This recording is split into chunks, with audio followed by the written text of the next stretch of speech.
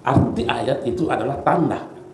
Jadi mereka yang mengingkari tanda-tanda Allah dan mendustakannya, maka menjadi penghuni neraka. Semua yang ada ini adalah tanda. Kalau ada tanda, pasti ada yang ditandai. Tidak mungkin ada tanda kalau tidak ada yang ditandai. Dan berbeda tanda dan yang ditandai. Nah, semua ini Allah mengatakan itu tanda-tanda saya semua itu.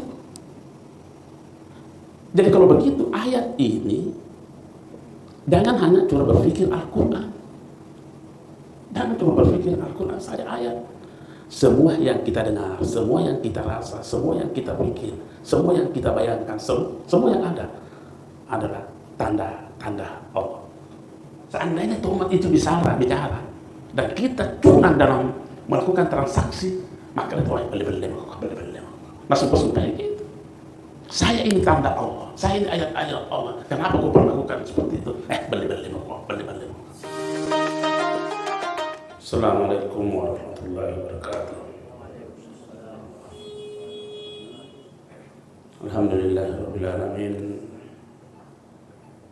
Wassalatu wassalamu ala Rasulillahil karim. Sayyidina Muhammadin wa ala alihi wa ashabihi ajma'in. Allahumma la ilma lana illa ma 'allamtana innaka antal alimul hakim. Wa 'allimna ma yanfa'una wanfa'na bima 'allamtana. Allahumma ij'alna mimman yastami'una al-qawla wa yattabi'una ahsana. Wa la taj'alna mimman 'arada 'an dhikrika wa inna lahu ma'ishatan danka. Wa adkhilna fi ibadika as-salihin bi rahmatika ya arhamar rahimin. Jamaah maghrib yang dimuliakan Allah Subhanahu wa ta'ala, mari tak henti-hentinya kita memuji, bersyukur kepada Allah Subhanahu wa ta'ala atas segala anugerah nikmatnya, taufik hidayahnya kepada kita sekalian. Beriring salawat kita kepada Rasulullah yang tak putus-putusnya. Mudah-mudahan kita diperkenankan untuk mendapatkan syafaat Rasulullah Sallallahu Alaihi Wasallam.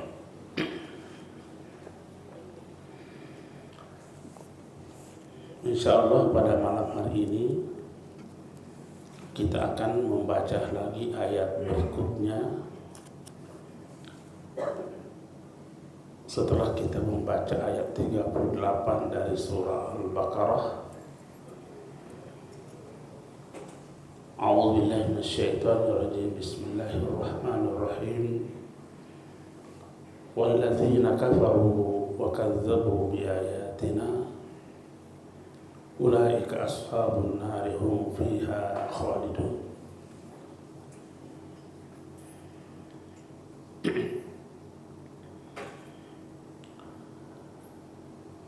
Orang-orang yang ingkar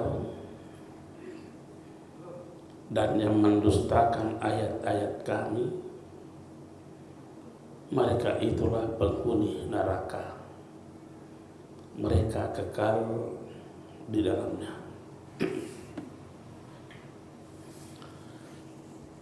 Kita masih ingat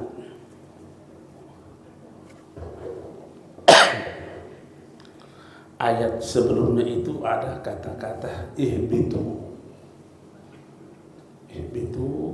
kulnah bitu. Allah perintahkan manusia ini turun ke bumi, menempati bumi ini.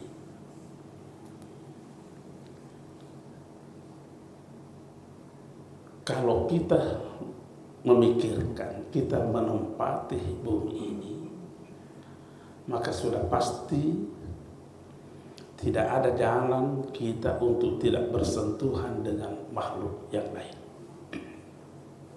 Sudah pasti itu. Apakah itu bernyawa ataupun tidak bernyawa? Apakah benda padat atau benda apapun, Tidak ada pelarian kita untuk kita tidak bisa bersentuhan dengan kontak dengan yang lain. Ya. Nah, dalam kontak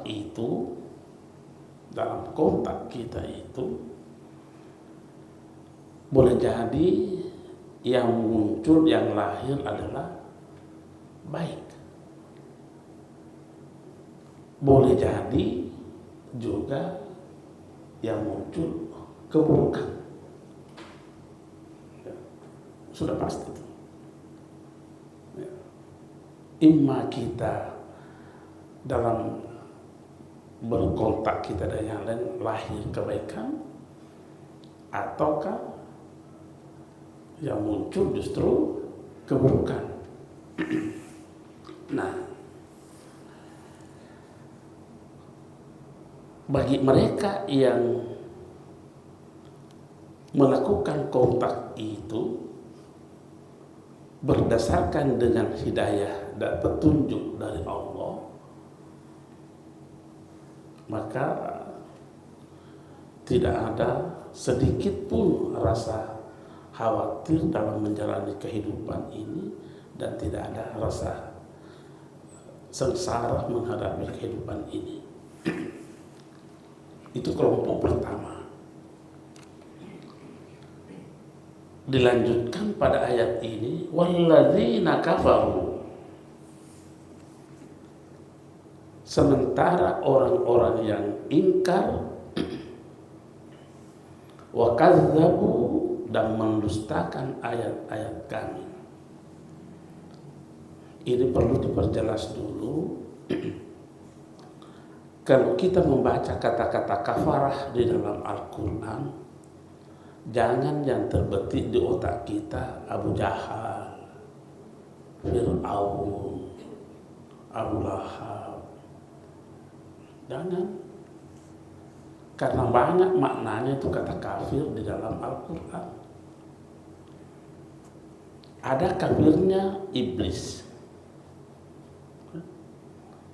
Bagaimana model kafirnya iblis? Model kafirnya itu iblis tahu yang benar, tapi menentang kebenaran. Kira-kira apakah cuma iblis saja yang bisa begini? Tahu yang benar, tapi menentang kebenaran. Jangan-jangan juga kita pernah berada di situ. Apa buktinya? Kalau kita tanya diri kita, mana yang banyak pengetahuan kita tentang benar, ataukah perbuatan kita yang benar? Mana yang banyak kita miliki itu? Kita banyak mengetahui yang benar. Samakah banyaknya amalan kita yang benar? Jadi kalau tidak sama, sisanya apa namanya itu?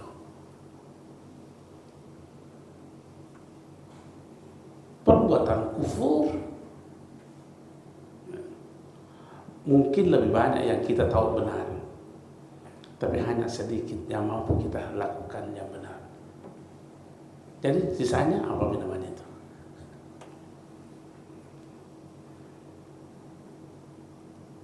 Ada juga bentuk kafir, kata kafir itu yang ditujukan kepada mereka ini yang mengikuti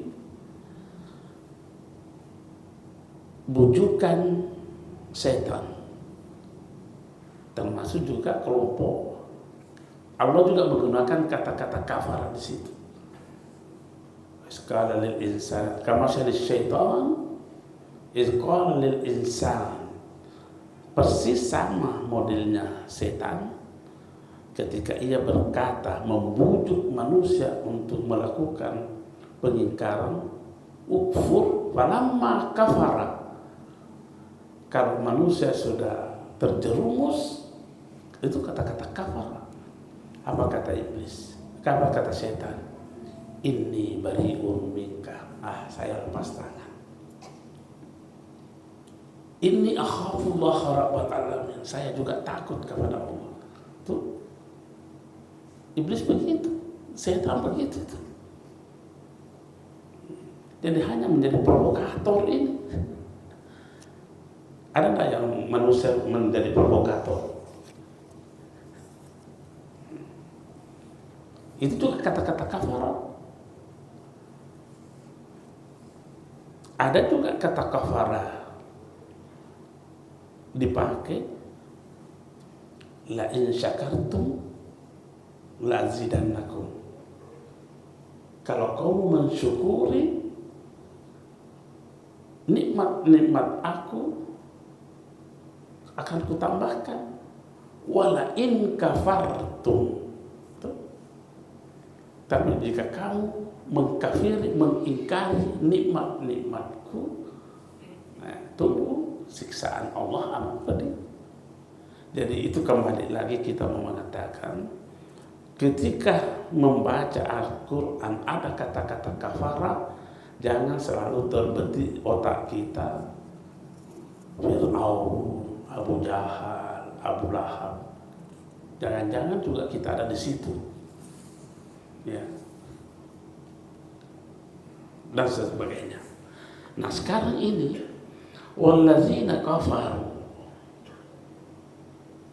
adapun orang-orang yang mengingkari dan mendustakan ayat-ayat kami,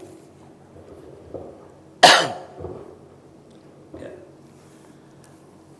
Perlu diperjelas, ayat-ayat kami banyak itu, ayat. Kalau satu ayat, kalau banyak ayatun. Apakah artinya ayat? Arti ayat itu adalah tanda. Ya. Jadi mereka yang mengingkari tanda-tanda Allah dan mendustakannya, maka menjadi penghuni neraka. Semua yang ada ini adalah tanda. Kalau ada tanda, pasti ada yang ditandai. Tidak mungkin ada tanda kalau tidak ada yang ditandai. Dan berbeda tanda dan yang ditandai. Nah semua ini Allah mengatakan itu tanda-tanda saya semua itu. Jadi kalau begitu ayat ini jangan hanya cuma berpikir Al-Quran. Jangan cuma berpikir Al-Quran saja ayat. Semua yang kita dengar, semua yang kita rasa, semua yang kita pikir, semua yang kita bayangkan, semua yang ada adalah tanda-tanda Allah.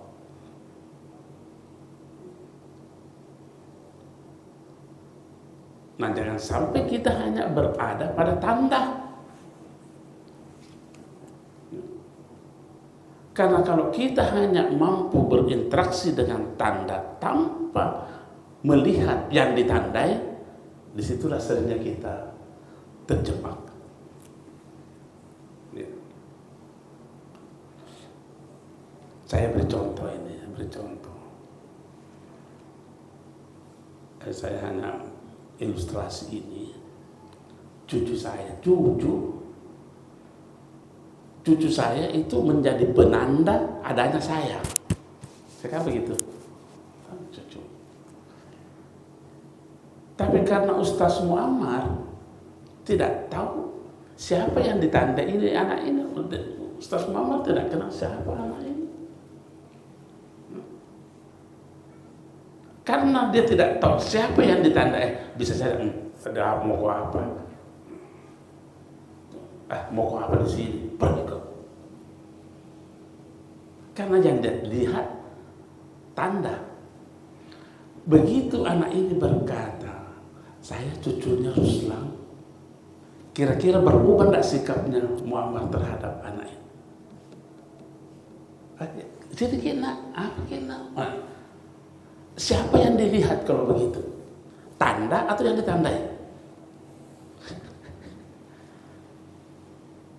Yang dia lihat adalah yang ditandai. Yang dilihat yang ditandai. Kalau suruh tandanya saja, bapak berkeliaran gitu. Tapi karena dia tahu maka, oh cucunya di Ruslan. Namun nih maka sakit kedon ay anuna, bukan kesel. Kenapa? Bukan anak ini yang dia lihat, tapi yang ditandai. Nah, semua ini adalah tanda-tandanya Allah. Maka seperti apa kita memperlakukan tanda-tanda ini? Seperti apa kita memperlakukan tanda-tanda ini? Saya sering berkata begini, kalau kita hanya selalu fokus kepada Allah, kepada Al-Quran, tapi mengabaikan tanda-tanda yang lain, percuma itu. Percuma. Kenapa? Karena dia cuma ayat yang tertulis saja yang dihargai, sementara ayat yang diciptakan diabaikan.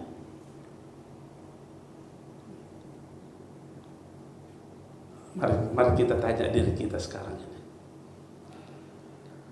Seperti apa kita memperlakukan ayat-ayat Allah yang diciptakan dengan ayat-ayat Allah yang difirmankan?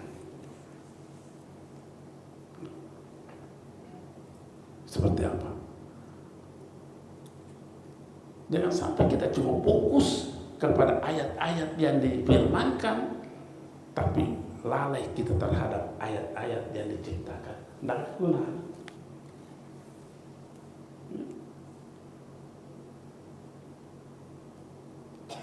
Saya memberikan kisah ini sebagai kisah ini.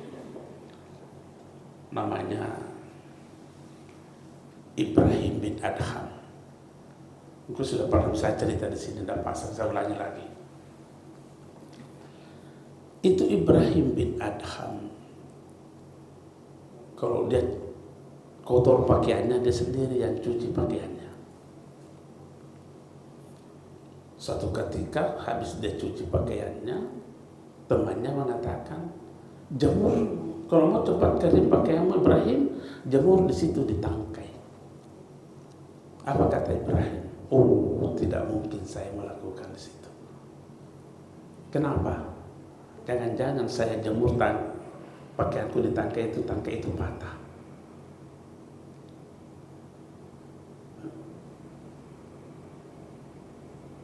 Lebih lagi, jangan-jangan saya jemur pakaianku di tangkai itu, daun itu berguguran. Nah, seperti apa kira-kira penglihatannya ini Ibrahim bin Adham melihat tanda ini dengan kehadiran yang ditandai?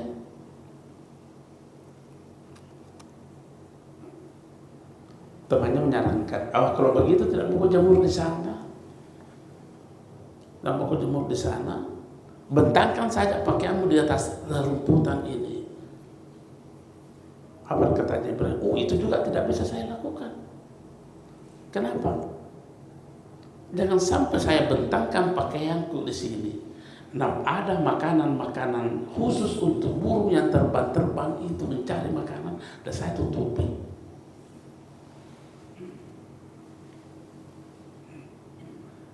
Jadi begitu mengabdinya ini Ibrahim bin Adham terhadap tanda-tanda itu. Akhirnya dia pergi jemur pakaiannya di lapangan. Masalahnya waktunya dia jemur, katakanlah matahari dari timur, ada orang di sebelah barat itu tidak dapat matahari, dan kena matahari. Wah, gara-gara saya lagi yang di belakang tidak dapat matahari, pergi ke lapangan. Ini bukan cerita dongeng ya, bukan cerita dongeng ini. Itu dijelaskan dalam kitab. Ini pencerminan. Nah sekarang ini jangankan benda mati, apalagi yang namanya benda hidup. Jangankan benda hidup, yang namanya manusia. Seperti apa perlakuan kita terhadap sesama kita manusia?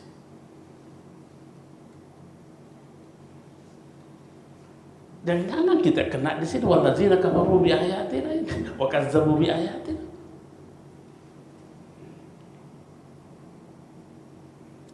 Ini kan ada ayat begini. Ayat begini. Wahfid janahaka liman ittaba'aka minal mu'minin. Ya, Maria. Mesti kita koordinasi dengan Pak Ima, karena itu Pak Kapolda. Apa artinya itu?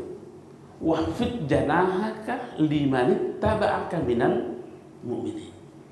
Rendahkan hatimu terhadap orang yang kau pimpin, yang mengikutimu. Rendahkan hatimu.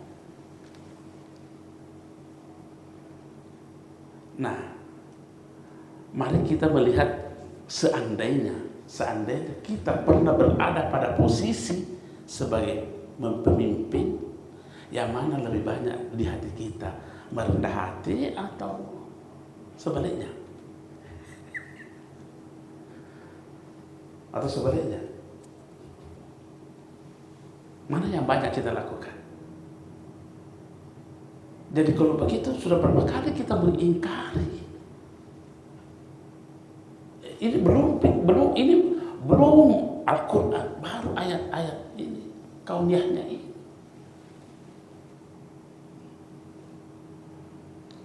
Kan ada banyak orang beralasan, berat untuk merendah hati terhadap orang. Kenapa? Biasakan muncul, tidak level. Biasa juga orang itu kan takut merendahkan hati dirinya terhadap orang lain karena takut kehilangan harga diri. Kan bisa begitu. Kalau ini yang saya betul-betul jatuh harga diri saya. Coba. Ingat, semakin kita genggam harga diri kita, tidak mau memberikan kepada orang lain untuk mengangkat harga diri orang lain, harga diri kita hilang.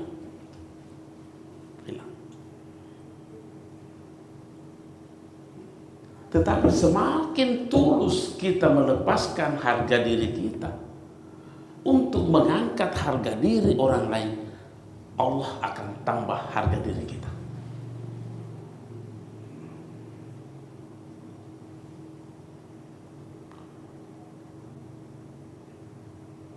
Nah kita tidak bisa kita melepaskan diri, tidak bisa. Mau lari kemana kita tidak bersentuhan dengan yang lain? Mau lari kemana kita? Mau kemana? Adakah ruang yang bisa kita lari ke situ supaya kita tidak bersentuhan dengan makhluk lain? Tidak ada. Oh kalau begitu adanya yang perlu diperhatikan, seperti apa kita menyikapi ayat-ayat ini, tanda-tanda ini. Ayatina.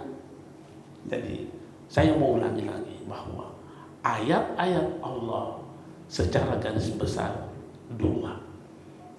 Ada ayat yang difirmankan, itulah Al-Quran, itulah hadis qudsi, itulah hadis wa ma yantiqu 'anil hawa in huwa illa wahyun yuha. Itu ayat-ayat itu yang difirmankan, yang disabdakan. Tetapi ada ayat yang tidak difirmankan, tapi ayat diciptakan.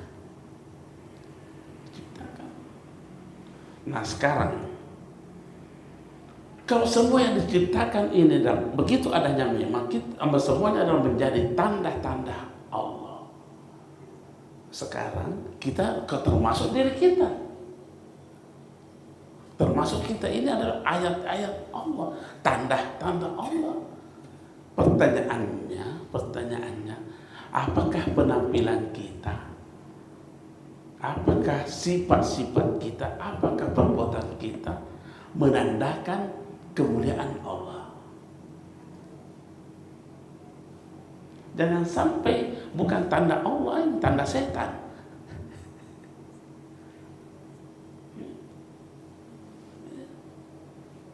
Apakah sikap, apakah tutur kata kita, apakah perbuatan kita, apakah pikiran kita mencerminkan, menandakan bahwa Allah Maha Mulia? Kalau yang kita tampilkan maciko-ciko, pak belen, makan, apakah menjadi tanda Allah ini atau apa ini?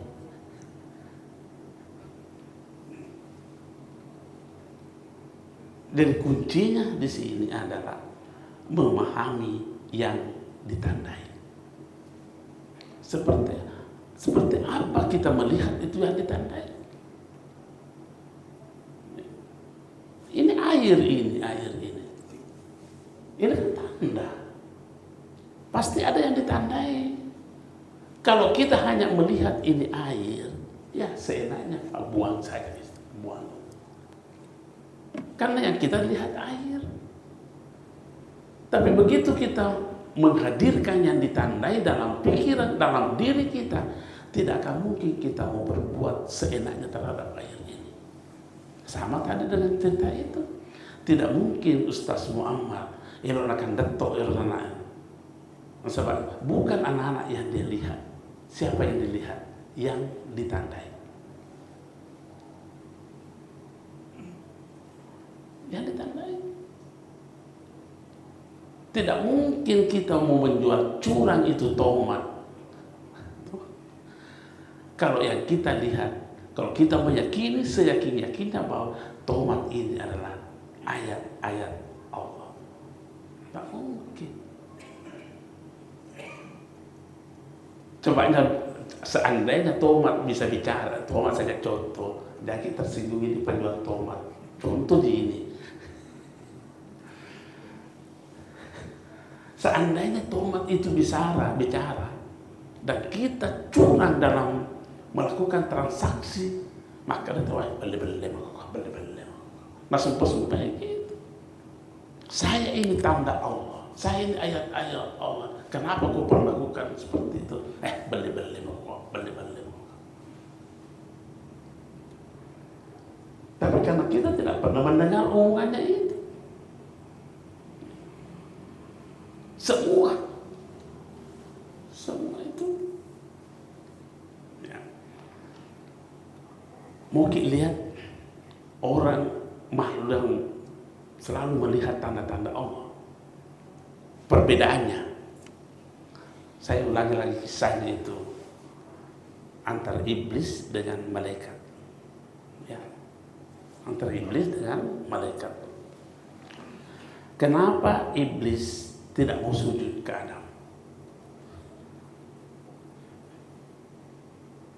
Oh, iblis tidak mau sujud ke Adam karena yang dia lihat tanda, tidak pernah melihat yang ditandai. Kenapa ya? Kenapa malaikat mau sujud kepada Adam? Padahal kalau mau diukur mana yang lebih mulia, malaikat diciptakan dari nur, dari cahaya, sementara kita manusia diciptakan dari tanah. Seandainya tanda mau melihat malaikat,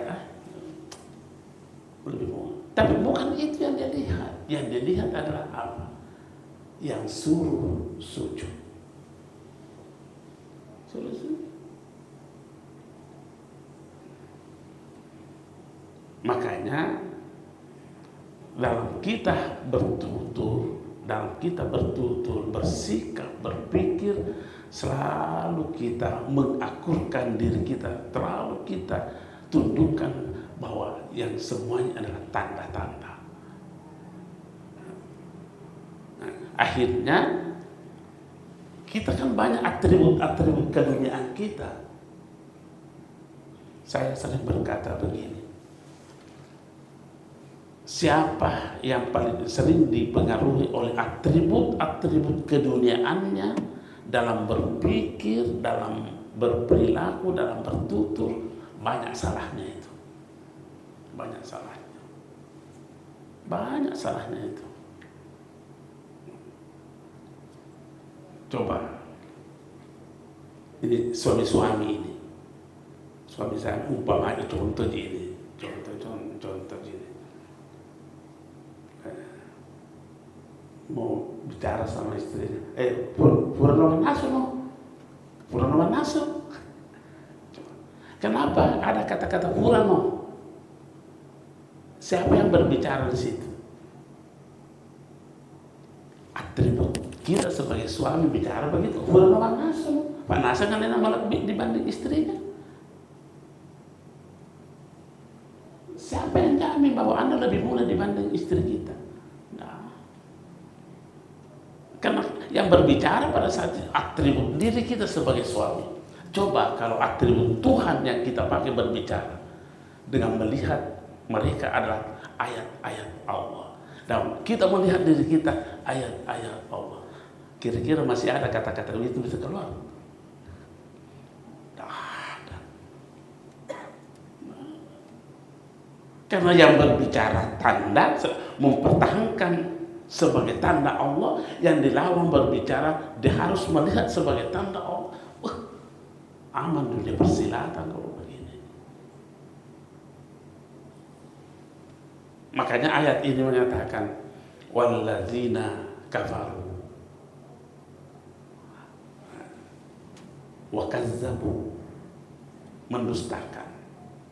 Berdusta itu ada dua macam.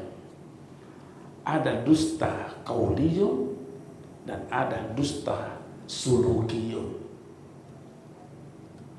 Dusta kauliyun itu adalah mengucapkan yang tidak sebenarnya. Itu bohong bicara. Halo, di mana Mak Ikmar? Sudah di dalam maka ini. Padahal kamu football anak. No? Itu namanya kazibun kauliyun. Bale-bale bicara, bale-bale pau. Di mana lagi? Di lampu merah. Padahal lampu merah dia tahu.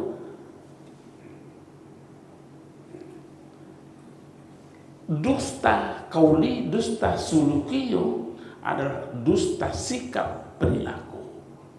Dusta sikap dan perilaku.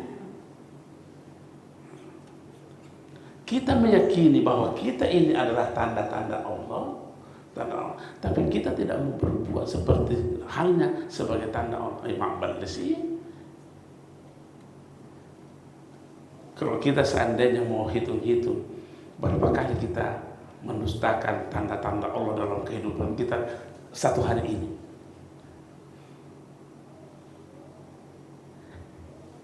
Ngeri.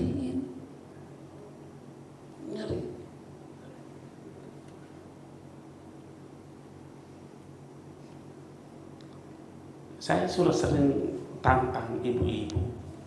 Itu ibu-ibu sesering apa memanggil anaknya dengan sebutan anak. Boleh pakai mana nak? Mungkin kemana nak? Sesering apa kita panggil anak kita dengan sebutan anak? Pulau mana berdua? Lain bisa mulai lain itu, lain sebagai lain. Aku tuh berdua. Siapa yang berbeda? Atributnya kita lagi. Coba atribut-atribut Tuhan yang kita tampilkan dalam bertutur. Saya bertanya dulu, kan kita dulu kan sudah pernah ke anak-anak semua kan? Sudah pernah ke anak-anak semua. Bagaimana perasaan tak dulu waktu kita masih kecil, nah orang tua kita atau orang lain panggil kita, dari mana kita? Nah, bagaimana perasaan tak? Enak. Kenapa kita tidak mau berikan perasaan itu kepada anak kita yang sekarang untuk merasakan hidupnya perasaan itu? Nah kita sudah nikmati enaknya kalau dipanggil, kenapa kita tidak mau lakukan? Apa yang terjadi dalam diri kita ini?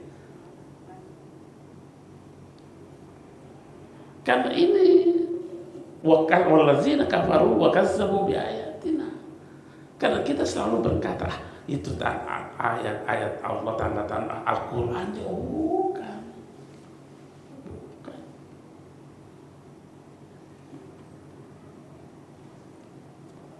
Tidak salah kita menjunjung tinggi kemuliaan Al-Quran. Tidak salah.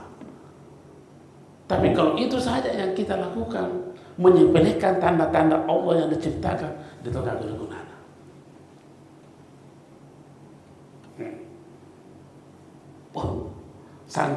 Saking maunya ini mendekatkan diri kepada Allah. Tiap minggu pergi umrah, tiap minggu pergi umrah ini. Saking maunya mendekatkan diri, fokus kepada mendekatkan diri kepada Allah. Tapi menceko-ceko. Ya kadang haji mawami. Ya kadang haji mawami.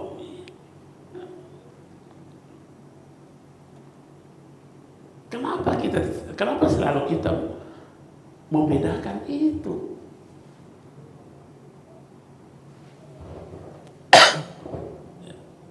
Bagus kita fokus kepada Al-Quran, tapi harus seimbang dengan ayat yang diciptakan.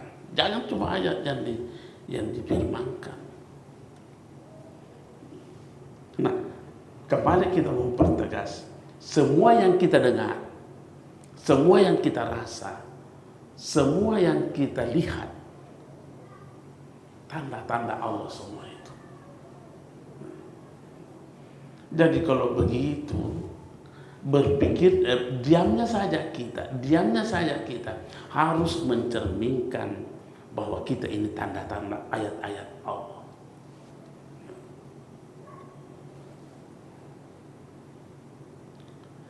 Kalau kita tanya lagi diri kita, kalau kita diam, yang mana banyak kita isi diam kita? Tafakkur atau menghayal?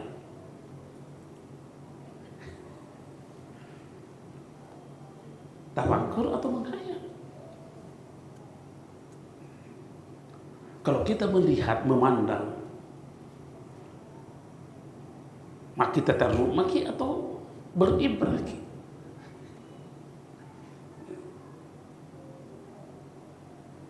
Mungkin beratnya ini. Oh, bukan berat seperti itu. Karena ada jalan keluarnya. Tidak mungkin Allah memberikan kita potensi, kekuatan, tenaga yang bisa mengalahkan itu. Tidak mungkin itu. Pasti Allah kasih kita. Makanya ayat sudah pernahkah dibaca itu? Ista'inu. Apa artinya ista'inu? Tolong dirimu. Selamatkan dirimu. Cari pertolongan. Dan Allah kasih kita ada energi, ada amunisi untuk mengalahkan yang jelek-jelek itu. Saya mau ulangi kisahnya Fudail bin Iyad.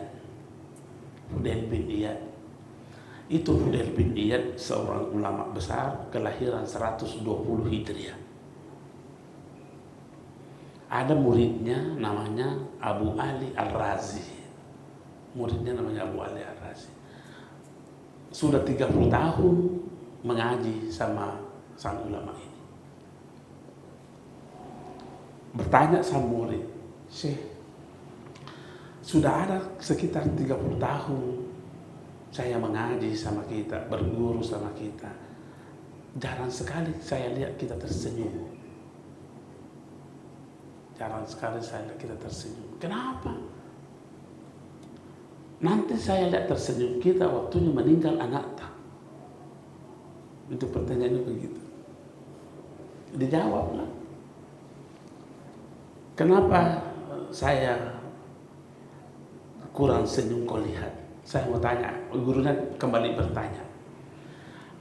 Adakah orang yang bisa tersenyum ketika melihat ada bencana, ada ancaman dalam kehidupannya yang ia sendiri tidak mampu mengatasinya?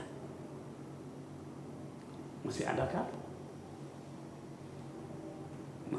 Apakah kita tidak menyadari ancaman-ancaman kehidupan kita tadi ini? Yang tadi itu mana yang lebih banyak kita lakukan? Ketika jadi pemimpin, mana lebih banyak meredah hati atau mata neraka? Itulah yang membuat dia susah. Apakah dia menderita? Tidak menderita, tidak menderita. Dia hanya menjaga. Jangan-jangan ada celah muncul sebuah kesalahan. Tidak dilarang. Jangan sampai ada salah. Takut kalau ada salah muncul kesalahan. Karena gampang kita berada di situ. Innal insana la yatagha. Innal insana la zalumun kafar. Innal insana li rabbih lakanud. Innal insana. Semua itu sifat-sifat jelek itu. Ancaman-ancaman kehidupan semua itu.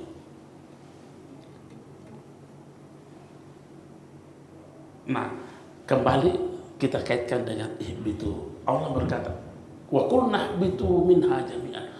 Kalau manusia semua turunlah sama ke muka bumi ini. Nah, kita berhadapan dengan dinamikanya kehidupan ini.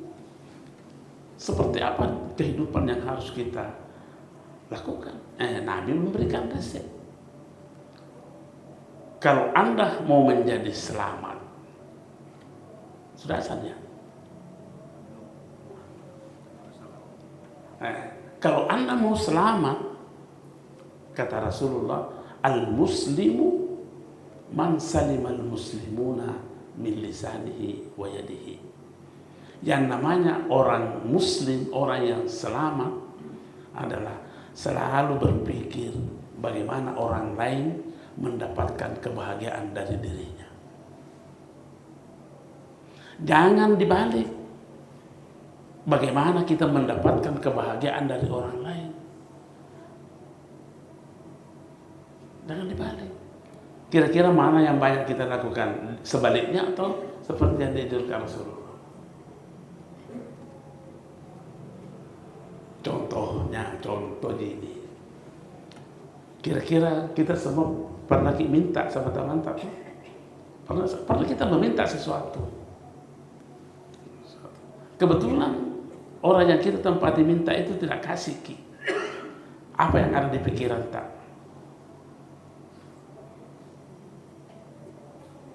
Mungkin makan sekian ya. Apa itu? Sudah menyerang orang itu. Sudah menyerang orang. Ini yang harus diperiksa dulu. Jangan serang orang ini.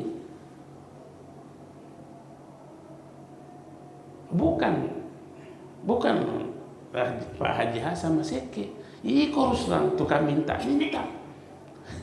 Iko paling laung. Kira-kira yang mana yang selamat di sini? Mengatai diri atau mengatai orang lain? Yang selamat adalah melihat di pertanyaannya, yang mana banyak kita lakukan. Yang mana banyak kita lakukan. Masih mau santai-santai bahwa kehidupan ini tenang-tenang saja. Kalau begitu, ini ancaman Allah. Wallazina kafaru wa kazzabu bi ayatina. Karena mindset pemikirannya selalu salah. Tidak pernah melihat yang ditandai. Yang selalu yang dia lihat tanda saja. Wah, ketemu lagi di tempat pesta. Ustaz Mamad. Tapi Ustaz Mamad dia batik-batik. Apa lagi di pikiran kita? Matamu putus mamar. Padahal Pak guru ya Allah. Kalau apa gitu?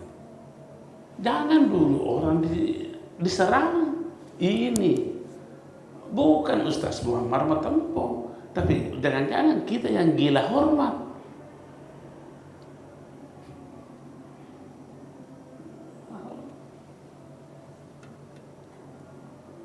Kalau orang yang gila hormat itu, orang yang mengatai orang Matampo, apa yang dia lihat itu?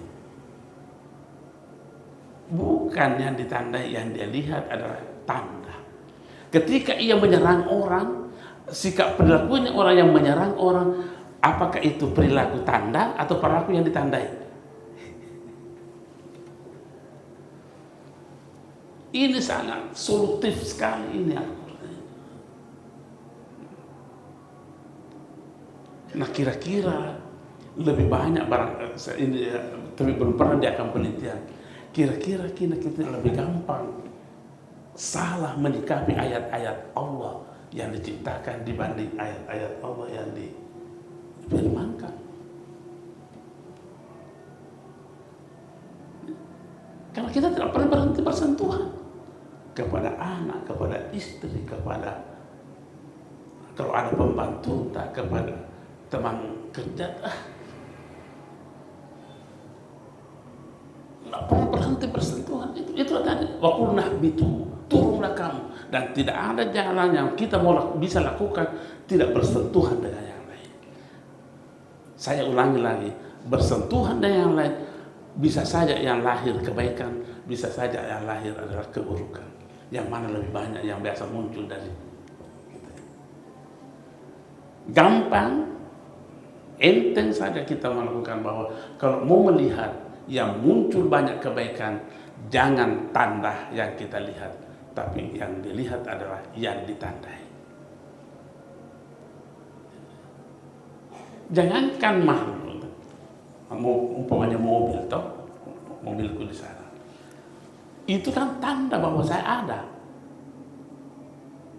Ketika orang tidak tahu bahwa mobilnya rusak, Magoro nelfon atau begitu nanti, mobilnya itu Pak Gubernur itu. Jangan kalau Magoro jauh di situ, mobilnya Pak Gubernur.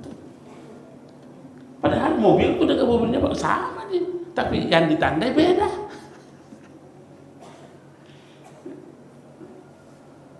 Dan ini semua tanda-tanda yang sebegini. Kapan kita lebih banyak melihat tanda ulaika ashabun nari hum fiha, maka pada selama persiapkan diri untuk berada di neraka. Ulaika ashabun nari hum fiha khalidun. Bagaimana kalau begini? Ya, kita berusaha semaksimal mungkin untuk menghadirkan yang ditandai, diikuti dengan istighfar yang tak henti-hentinya. Makanya Nabi tidak pernah berhenti, kurang 100 kali beristighfar dalam sehari. Karena kita tidak tahu, ada saja, dulu saja begini, jangan-jangan lagi kita salah lagi. Ahli mengatakan begini, 4 tempatnya kesalahan yang mendasar. Yang pertama, kalau ia bicara tidak ada nilai-nilai zikirnya di situ, maka itu namanya kapabong ya. Kalau dia bicara tidak. Kalau ia diam untuk mau selamat, diamlah dengan harus bertafakur, jangan menghayal. Yang ketiga, kata Ali bin Abi Thalib, kalau kamu memandang, aja mah kita taruh bawang. Ambil ibrah, ambil pelajaran terhadap yang. Karena kalau ada orang mak kita taruh bawang, milik-milik mata orang buta itu. Maka itu pendeta yang dimaksud orang buta, man lam yudrik al-mubsirat. Orang buta sesungguhnya orang yang tidak tahu apa yang ia lihat. Kalau tanda wanita atau buta itu. Yang keempat, silakan bergerak, tapi harus geraknya bernilai ibadah. Nah sekarang gerak kita apakah bernilai ibadah semua? Sekian dan terima kasih. Lebih dan kurang mohon dimaafkan. Wassalamualaikum warahmatullahi wabarakatuh.